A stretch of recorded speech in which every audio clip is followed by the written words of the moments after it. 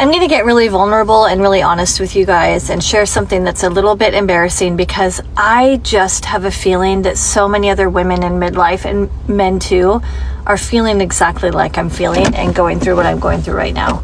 And maybe we can all commiserate together.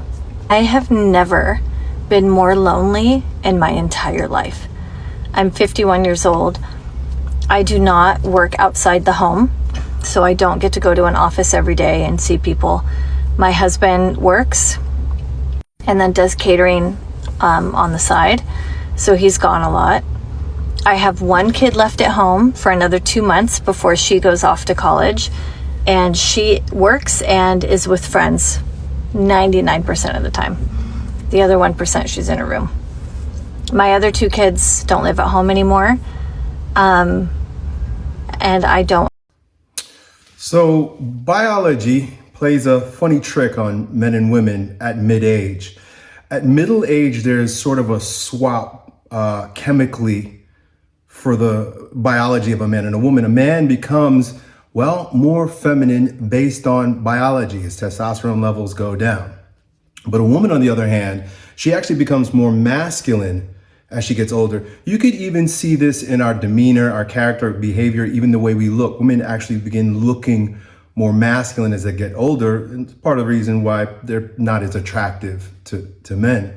Well, this trick is actually meant for a really good reason. On the side of women, because we're talking about this women, women's hormones shift in such a way that they become more masculine so that they could be sort of a proxy father for their children's children. So in other words, a woman becomes a grandmother. And as a grandmother, she's got to be tough. You ever watch like the movies, like grandma's always tough. Grandma's definitely not sweet and attractive. Grandma's usually there to be the voice of reason, to speak to the girls, to be, tough, a tough female that has experience that it can then impart on and do work for the younger women who are having children. In other words, if we were still living in a traditional society, like laundry would have to be done by beating your clothes on a rock, like my mom did growing up. Water would have to be backed, right? You'd have to carry it, you have to go and you have to carry it. In fact, my parents grew up that way. When a young woman is having a baby, she needs that kind of support. Oftentimes the men would be out hunting, so they relied on the older women to help support them. So this is the problem that she's dealing with is a societal problem based on waiting too long to have children. So she's got 2 daughters that are up and gone. They've moved out of the house. She says one's in college and 2, I think she said, are gone. Well, are they making babies? Because chances are, I don't know what her history is, but if these women are living like modern women, they're out either battling in the world, trying to make their way as a sort of a man, right, with their career, or they're running around being promiscuous and using their genitals like a man would in a very promiscuous way, right? Remember, men and women aren't the same. Or she's just, loafing around being pretty useless. If they are in relationships, which, by the time a woman's 20, 21, 22, a woman reaches her sexual market value peak around 23, 24. So if she is, like she describes, a middle-aged woman with growing girls, then her purpose will be found in the next generation. I don't know how long she's going to have to wait until like her purpose is revived now that she's a grandmother, because it really depends on how she trained her daughters. See, my wife, well, first of all, she's never bored because she's an extrovert, and we'll talk a little bit about that as this woman goes on. But my wife she's now preparing to be a grandmother. So she's got all kinds of excitement in her life. She gets up gleeful every day, wondering, when the baby gonna be here. She likes to talk to my daughter's belly about the baby. But my daughter got married and is having a baby very early. So my middle-aged wife is not bored. I don't have any friends right now. That's embarrassing for me to admit. I had 2 really good friends, and over the last month, both of those friendships have just kind of disappeared, and I don't know why. One of the people lives out of town. The other one lives in town. They have both kind of ghosted me and my whole family recently. Not sure what's going on there. I'm really lonely. I live in the same town that I've lived in for 20 years. So she's living in the same town that she's been in for 20 years and she's lonely. Well, I feel bad for the woman. She seems like a nice lady, but she's not making enough effort to make friends. So for example, I just keep coming back to my wife because she's a middle-aged woman. My wife is out right now. She goes to Orange Theory. She goes to Bible study. She goes to mass. She has book clubs. She's a part of a spiritual group. She's out all the time. And we just moved here. We just moved here 5 years ago. And my wife made it her duty to go and discover different places where she could meet people and be in friendship. So if she's struggling, it's not a middle-aged thing. It's not a where you live thing. It's a you thing. And I understand she's complaining. She's probably looking for some kind of feedback, or she mentioned commiserating. Maybe she just wants to commiserate. But if she actually wants to have friends, well, you got to be friendly if you want friends.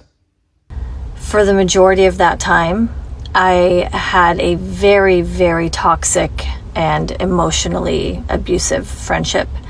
And because of that, I did not have a lot of friends outside of that friend and her friend group. So when I was finally able to shut the door on that friendship and walk away from it, which is the best decision I ever made, it left me with no friends. In a town that I've lived in for 20 years, you would think I would just have a ton of friends in this town, but I don't. And I feel like at this stage, everyone already has their group. And I know people are going to say like, oh, that's not true, blah, blah. It is true. I live in a small town. Like, I'm not going to be. This is the difference between men and women when it comes to friendships also. Women's relationships are more exclusive. I mean, you see it in their friend relationships. I see it with my wife too. Like, they're a little bit more tight-knit. They're not so easy to let others in. This is an indication also of what would be their natural sexual status, is to be sort of conservative with who you let in.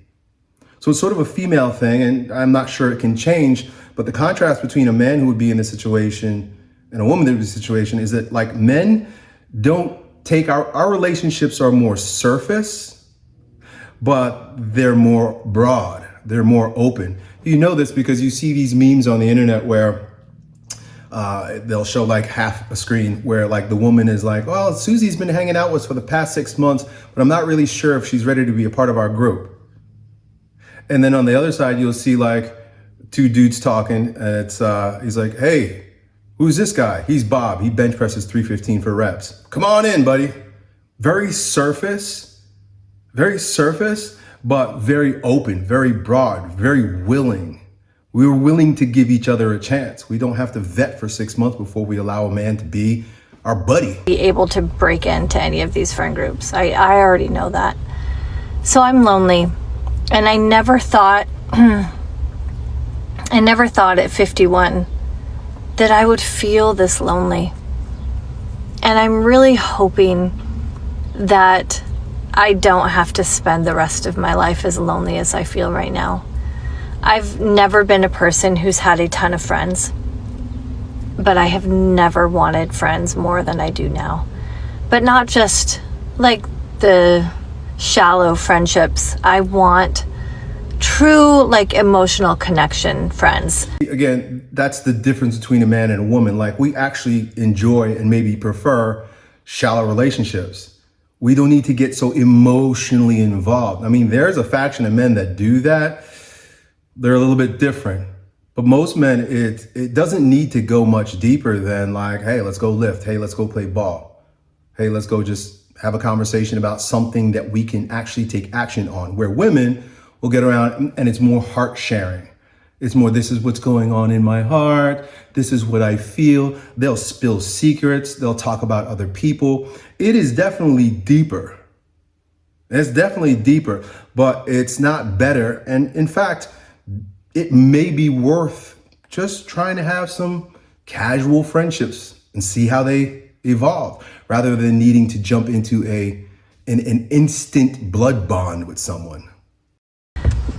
I do have two of my best friends from high school that are still in my life, but they don't live here. And so it's not the same. I don't have any friends here locally that I can see on a regular basis and go do stuff with. And with my husband gone a lot, I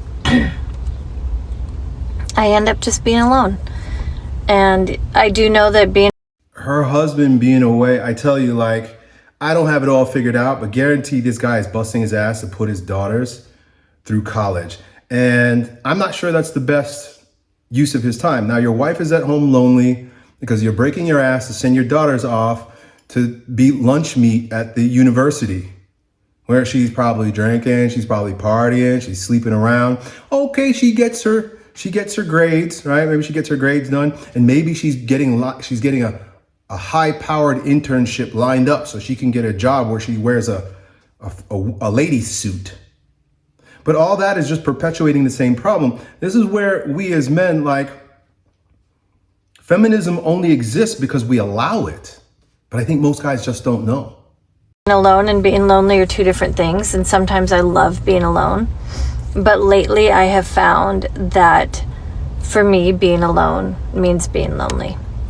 And I'm lonely. Midlife for me is lonely.